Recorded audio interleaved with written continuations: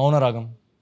It's like extreme spotting பயங்கரமாக இருக்கும் அதில் கம்ப்ளீட்டாக. அது Can you explain that for me? What do you mean by that? இன்னும் தட் ட்ரெயின் ஐ மீன் அந்த இந்த சீக்வன்ஸ் இருக்குல்ல ட்ரெயின் சீக்வன்ஸு அது அண்ட் அந்த place where I think Karthik sir and you know she has a conversation and there is some chase sequence that will be happening. ஆமா, அவர் வந்து police அவரை Very துரத்திக்கிட்டு famous, இருக்கும், very அவர் famous. ஓடிக்கிட்டு அந்த சேஸ் சீக்வன்ஸ் ஆமா நடு ரோட்ல ஓடிக்கிட்டு இருப்பாரு. பயங்கரமாக இருக்கும் அந்த music. Right, அது right. சூப்பராக இருக்கும்.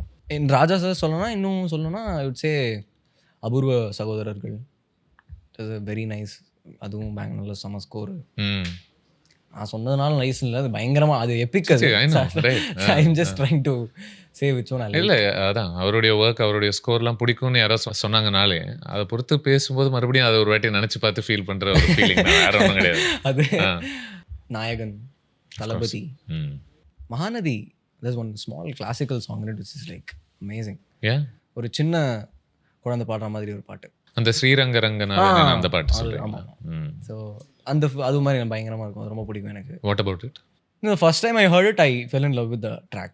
So it is catching me instantly even now, I would say.